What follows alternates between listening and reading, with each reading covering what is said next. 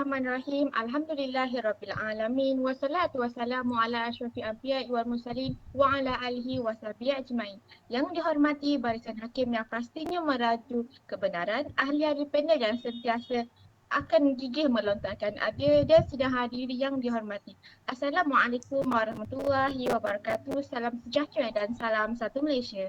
Ahli panel dan sidang hadiri yang dihormati Allah sekalian.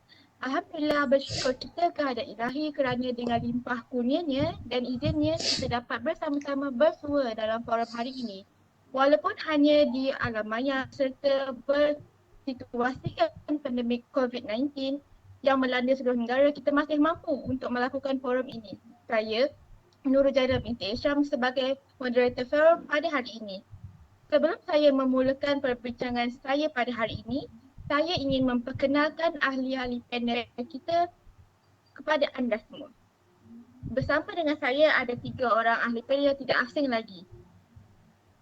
Baiklah, saya mulakan dengan panel pertama yang segak lagi bergaya iaitu saudara Nur Suhail Fathia binti Sulaiman yang berasal daripada Melaka. Selamat datang saya ucapkan kepada saudari, apa khabar? Okay, terima kasih di atas jemputan oleh moderator kita. Okay, Alhamdulillah saya sihat saja. Seterusnya, ahli panel yang kedua yang sangat bergaya dan sangat bijak berbicara iaitu saudari Puteri Karunisa Nabila binti Roslan yang berasal daripada Melaka juga. Selamat datang saudari, apa khabar? Alhamdulillah, khabar baik. Terima kasih atas jemputan. Okey. Baiklah, saya memperkenalkan panel yang terakhir yang sangat sopan di sana iaitu saudari Nurin Adia binti Zamri yang berasal daripada Terengganu. Selamat datang saudari, apa khabar? Alhamdulillah, khabar baik. Terima kasih kerana sudi menjemput saya. Okay. Baiklah, sebelum saya memulakan perbincangan ini, izinkan saya mengupas sedikit mengenai latar belakang Daulah Bani Umayyah. Berkata orang tak kenal maka tak cinta. Sudah kenal pasti teruja. Walaupun tak betul-betul tapi betulkanlah. Okey. Daulah Bani Umayyah bermula selepas berakhirnya pemerintahan Khalifah Ar-Rashidin. Khalifah pertama Bani Umayyah adalah Muawiyah ibni Abi Sufyan yang telah menjadi khalifah pertama pada tahun 41 Hijrah bersamaan 661 Masihi. Ia merupakan seorang gubernur di Syam yang memerintah ketika pemerintahan Khalifah Khalifah Uthman dan juga Khalifah Uthman. Tempoh pemerintahan Bani Umayyah adalah 661 Masihi sehingga 750 Masihi di tanah Arab yang berpusat di Damsyik. Tempoh pemerintahan adalah selama 90 tahun dan diterajui oleh 14 orang khalifah semasa pemerintahan itu. Kekuasaan Bani Umayyah adalah bersifat sistem beraja berketurunan yang telah menggantikan sistem Daulah Khulafa' Ar-Rasyidin. Semenjak Daulah Khulafa' Ar-Rasyidin memegang tampuk pemerintahan, khalifah yang dilantik hanyalah orang berasaskan keturunan sahaja dan bukan orang yang memahami hukum agama. Begitu banyak kemajuan yang dilakar oleh peradaban Islam semasa Bani Umayyah. Antaranya adalah kemajuan dalam bidang politik, ketenteraan, sosial masyarakat, pendidikan, kesenian, pemikiran, falsafah, pemahaman keagamaan dan khususnya dalam bidang ekonomi. Hal ini disebabkan oleh keagresifan pemerintahan pada ketika itu kerana dia telah menjajah beberapa buah negara yang meliputi Spanyol, Afrika Utara, Jazirah Arab, Syria, Palestin dan sebahagian negara Anatolia. Okay. Kemuncak pemerintahan Daulah Bani Umayyah adalah pada era Khalifah Umar Abdul Aziz kerana pada masa itu pembelanjaan banyak dilaburkan dalam bidang ekonomi sehingga mengeluarkan masyarakat daripada tampuk kemiskinan. Baiklah. Soalan saya yang pertama kepada panel kita yang pertama, apakah dasar politik yang digunakan pada zaman Bani Umayyah sehingga membawa kepada kestabilan negara? Bolehkah saudari Suhail Fathia mengupas sedikit mengenai soalan saya seperti tadi? Bismillahirrahmanirrahim. Terima kasih kepada pihak moderator. Okay, saya akan ulas sedikit sebanyak tentang isu apa benda?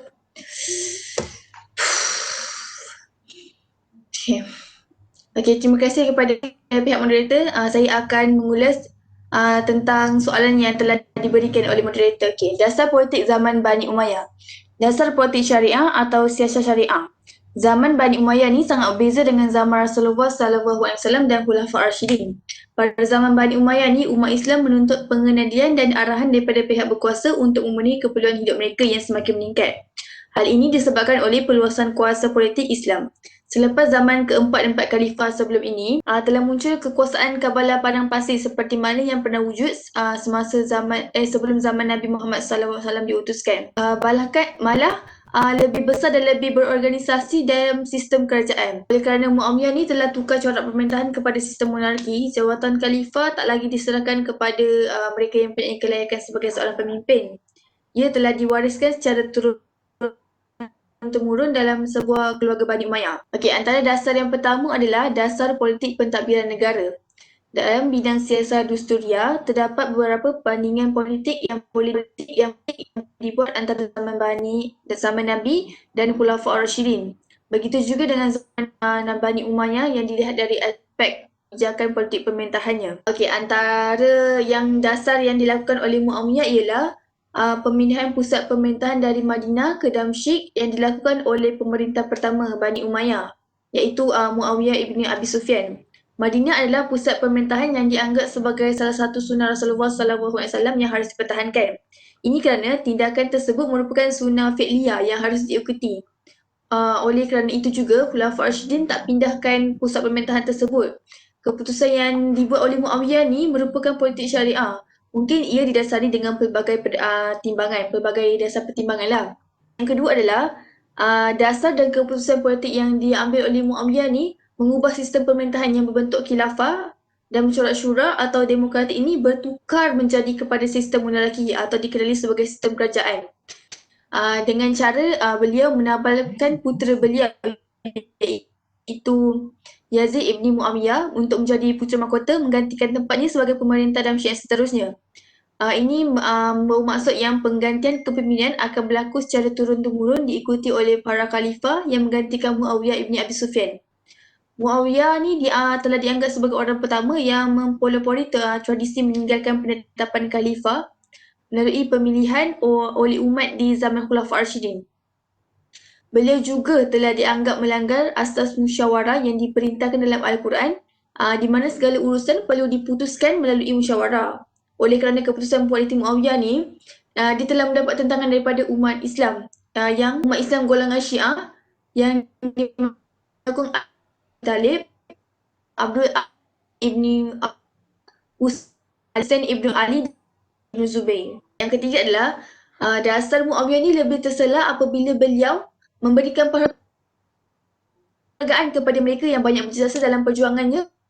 Okey, antara orang-orang yang diberikan penghargaan itu ialah Amru ibnu Ash yang diangkat menjadi gubernur di Mesir dan Al-Mughirah ibnu Syu'bah yang menjadi gubernur di Parsi. Tindakan beliau ni dilakukan kerana Muawiyah ni memperhatikan ayat-ayat Al-Quran yang diturunkan oleh Allah mengenai kebaikan atau amal soleh ni. Seterusnya, Muawiyah juga menghapuskan mereka yang menentang serta dianggap mengancam jika dia orang tak mampu dipujuk dengan harta atau kedudukan serta mereka menumpaskan pihak pemberontak.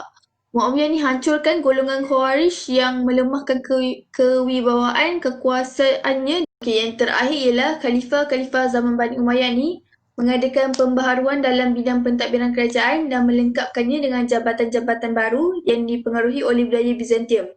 Pengurusan pentadbiran dan struktur kerajaan pemerintahan Bani Umayyah ni menyempurnakan lagi pemerintahan Khulafaur Rasyidin yang diciptakan oleh Umar ibn Al-Khattab. Okey, untuk dasar yang kedua adalah dasar politik luar negara. Okey, dasar pemerintahan Bani Umayyah dalam bidang siasat kharijiyah dilihat daripada perluasan wilayah kekuasaan Islam ke timur dan barat oleh pengganti-pengganti Muawiyah. Antaranya ialah seperti Khalifah Abdul Al-Malik ke timur, Khalifah Abdul Al-Walid ke barat, Khalifah Umar ibn Abdul Al-Aziz ke Perancis.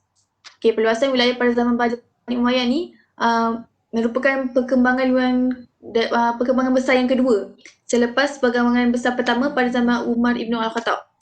Wilayah-wilayah yang dikuasai oleh Islam ketika zaman tu merangkumi Spanyol, Afrika Utara, Syria, Palestin, Semenanjung Arab, Iraq, sebahagian Asia Kecil, Parsi, Afghanistan, sekarang Pakistan, Turkmenia, Uzbekistan, Kyrgyzstan di Asia Tengah dan pulau-pulau yang berada di Laut Tengah. Sehingga zaman ni berjaya membangunkan negara besar ketika itu. Kesatuan daripada pelbagai etnik ni di bawah naungan Islam telah lahirkan benih peradaban Islam yang baru. Walaupun zaman Umayyah ni dia lebih fokuskan kepada perkembangan kebudayaan Arab. Benih dari tamadun baru tu kemudian dia berkembang pesat di era zaman Bani Abbasiyah sehingga dunia Islam ni menjadi pusat peradaban global selama berabad-abad lamanya. Muawiyah ataupun para pemerintah yang seterusnya memperlihatkan kebijaksanaan mereka ni dengan cara ambil mereka yang bukan Islam untuk bekerja bersama dekat dalam pemerintahan seperti jadi penasihat, jadi pentadbir, doktor dan unit tentera. Ini perbezaan ni dapat dilihat sebab zaman Khulafaur Rasyidin masa tu tak ada siapa pun yang pernah buat macam ni. Bila tiba giliran Khalifah Umar Ibn Abdul Aziz memerintah lah, beliau tak lagi gunakan kebijaksanaan tersebut ataupun dasar ni sebab didapati mereka yang bukan Islam ni antaranya Yahudi, Majusi dan Nasrani mempunyai hak yang istimewa dalam pemerintahan. Jadi hak-hak mereka tu telah membawa kerugian kepada kepentingan umat Islam sebenarnya. Malahan mereka turut dihina. Maksudnya orang-orang yang beragama Islam dalam pemerintahan tu dihina lah. Al-Quran sebenarnya sudah memberi banyak peringatan lah kepada orang Islam ni supaya melarang membawa orang yang bukan Islam ni dalam urusan berkaitan dengan orang Islam. Tetapi ada juga ayat yang membenarkannya. Seterusnya, membina kekuatan ketenteraan yang terdiri daripada 3 angkatan, iaitu darat, laut dan polis yang gagah dan setia. Gaji yang diberikan juga sangat mencukupi, iaitu jumlah yang diberikan Umar Ibn Al-Khattab kepada tenteranya. Ketiga-tiga angkatan tentera ni ditugaskan untuk jaga keamanan, menjamin kestabilan keamanan dalam negeri dan menyokong dasar luar, iaitu memperluas wilayah kekuasaan lah. Untuk dasar yang terakhir sekali adalah dasar politik fiskal. Dasar pemerintahan Bani Umayyah dalam bidang siasat maliyah ni dilihat melalui sumber pendapatan negara pada zaman Bani Umayyah yang pada dasarnya sebenarnya sama je dengan apa yang berlaku dengan masa Khulafaur Rasyidin lah. Warga negara diwajibkan membayar dalam bentuk cukai. Namun cukai yang dikenakan berbeza-beza dengan penduduk bukan Islam yang meletak dekat dalam jajahan yang ditaluki kerajaan Umayyah. Pembahagian Baitul Mal adalah dalam bentuk gaji pegawai, tentera serta kos pentadbiran negara, pembangunan pertanian dan merangkumi pengairan, pembelanjaan untuk banduan dan tawanan perang, pembelian peralatan perang dan hadiah-hadiah kepada para penyaing dan cendekiawan. Sekian saja daripada saya. Terima kasih. Baiklah, terima kasih kepada saudari Suhail-Fitriah atas penjelasan beliau seperti tadi yang sangat padat dengan segala isinya. Saya amat tertarik dengan penjelasan beliau mengenai dasar pentadbiran negara, dasar politik luar negara dan juga dasar fizikal yang memberi sumbangan besar kepada pembangunan negara Islam ketika itu. Seterusnya saya ingin beralih kepada panel kita yang kedua, iaitu saudari Puteri Khairunisa Nabila. Sebelum itu memang tidak dinafikan bahawa setiap negara yang maju perlulah mempunyai taraf politik dan juga ekonomi yang sangat mampan. Dia tidak diklasifikasikan sebagai negara maju sekiranya salah satu daripadanya tiada. Dengan ini, bolehkah saudari Puteri mengemukakan mengenai faktor ekonomi kerajaan Bani Umayyah yang membawa kepada kemajuan negara Islam ketika itu? Dipersilakan. Assalamualaikum dan salam sejahtera. Terima kasih saudari moderator iaitu Nurul Jana. Saya boleh mengemukakan pandangan saya. Faktor kemajuan amat membantu sesuatu negara untuk terus membangun dengan jayanya. Tanpa ekonomi, mungkin negara akan mengalami kemunduran serta kejatuhan secara mendadak. Selain daripada itu, kemajuan ekonomi merupakan faktor yang penting kerana kehidupan rakyat bergantung kepada kemajuan ekonomi sesebuah negara itu. Jika ekonomi sebuah negara itu baik dan maju, berkemungkinan besar ekonomi rakyatnya akan stabil. Oleh itu, terdapat beberapa faktor kemajuan ekonomi Daulah Bani Umayyah. Antaranya ialah perdagangan. Perdagangan adalah salah satu faktor kemajuan ekonomi pada Daulah Bani Umayyah. Kemajuan dalam bidang ini berlaku setelah Daulah Bani Umayyah berjaya menguasai wilayah yang sangat luas. Maka sebab ini terjamin perdagangan lalu lintas sama ada melalui jalan darat maupun laut. Melalui jalan darat, umat Islam dapat keamanan dan keselamatan untuk melintas jalan dari Sutra ke Tiongkok untuk berdagang sutera, seramik, ubat-ubatan dan minyak wangi. Manakala jalan laut pula menuju negara-negara timur untuk mencari rempah, kerang, permata, logam, gading dan bulu. Oleh itu, Basrah di Teluk Pasir pada masa itu menjadi pelabuhan perdagangan yang sangat sibuk dan dipenuhi dengan orang. Manakala dalam bidang pertanian dan industri, Umayyah telah memperkenalkan sistem pengairan yang bertujuan untuk meningkatkan hasil pertanian. Oleh itu, beliau sangat memberi tumpuan terhadap pembangunan di sektor pertanian. Kenapa sektor pertanian kan? Kerana sumber-sumber ni memberi keperluan asas kepada manusia seperti sumber makanan, sumber pekerjaan yang boleh membantu manusia ni terus maju. Okey, yang seterusnya ialah pembuatan mata wang yang dilakukan oleh Khalifah Abdul Malik bin Marwan. Pembuatan ini merupakan faktor kemajuan ekonomi yang terhebat ketika itu. Kerajaan pada masa itu mendirikan sebuah tempat pencetakan wang iaitu di Dar Ijad. Mata wang ni dicetak secara teratur dengan kawalan oleh pemerintah. Khalifah Abdul Malik telah mencetak dinar yang khusus yang mengandungi teks Islam yang ditulis dengan tulisan teks Kufi. Gambar dinar yang lama telah diubah dengan lafaz Islam. Sejak itu, umat Islam mempunyai dinar dan dirham sebagai mata wang dan terus meninggalkan Byzantium dan dirham kisar yang digunakan sebelum ini. Okey, yang terakhir ialah reformasi fiskal. Reformasi fiskal ni adalah salah satu sebab kemajuan ekonomi pada zaman Daulah Bani Umayyah. Semua pemilik tanah sama ada Islam atau bukan Islam wajib membayar cukai tanah. Manakala bagi cukai kepala pula tidak dikenakan kepada orang Islam sehingga menyebabkan ramai orang bukan Islam memasuki agama Islam.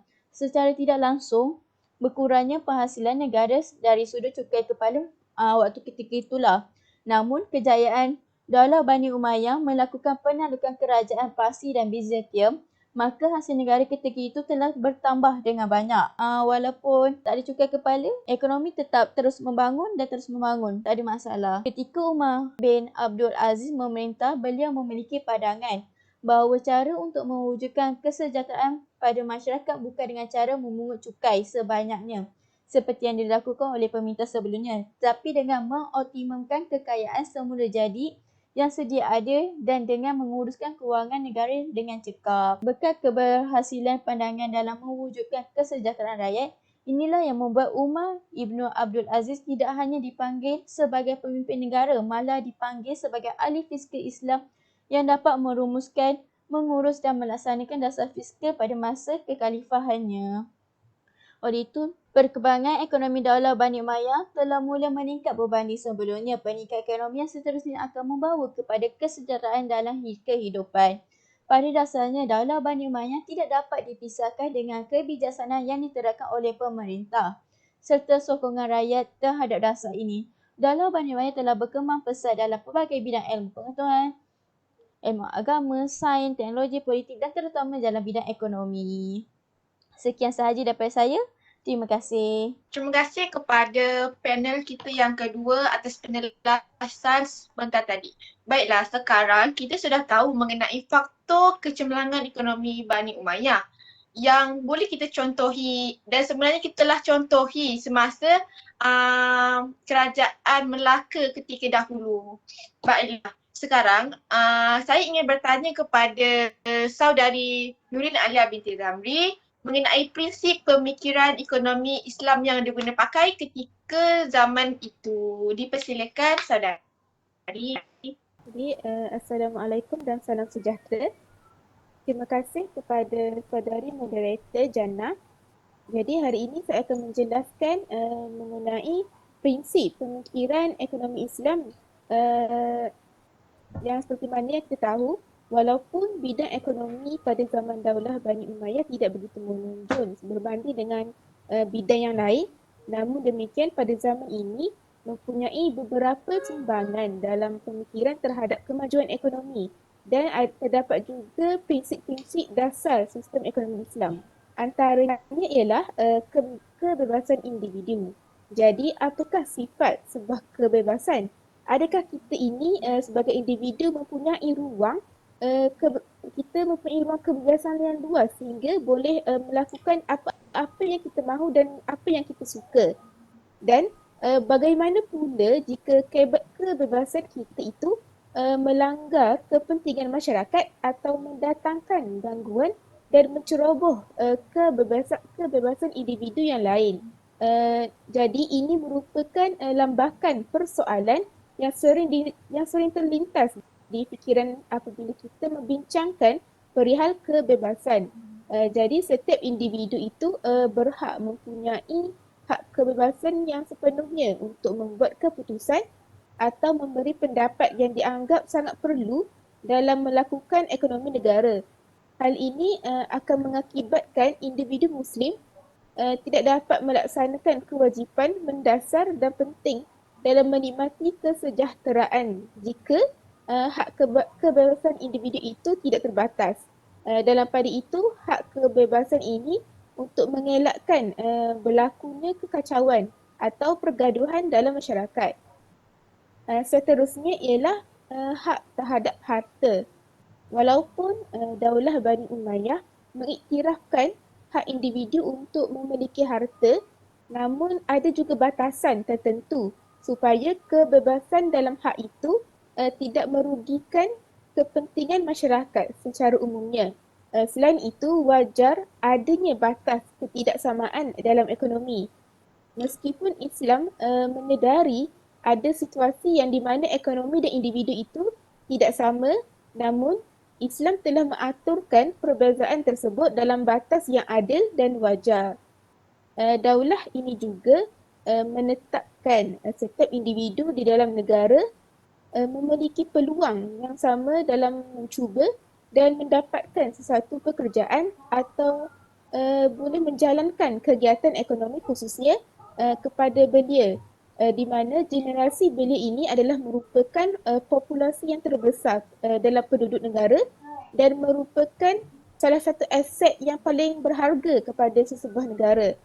Oleh itu, sebenarnya belia disifatkan sebagai pewaris masa depan masyarakat dan negara.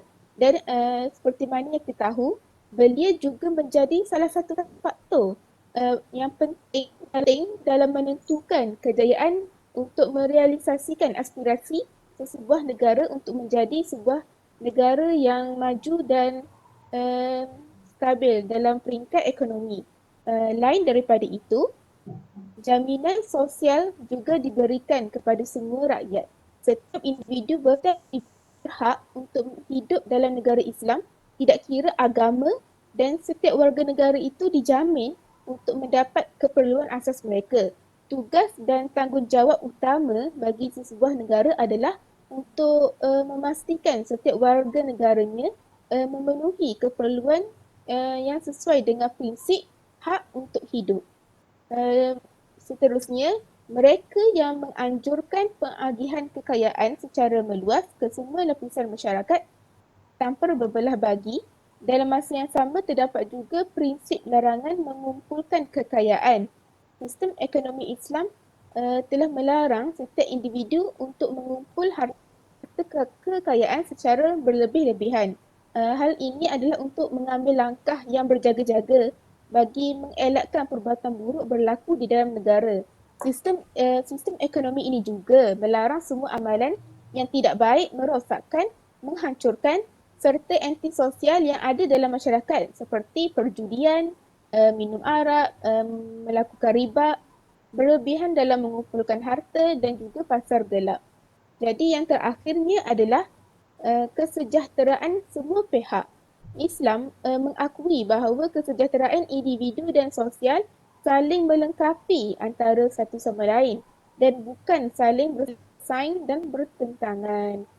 Oleh itu, prinsip-prinsip dasar sistem ekonomi Islam adalah merupakan prinsip yang perlu diterapkan dan diikuti oleh setiap kerajaan dalam usaha untuk memajukan sesebuah negara agar negara itu sentiasa dalam keadaan stabil.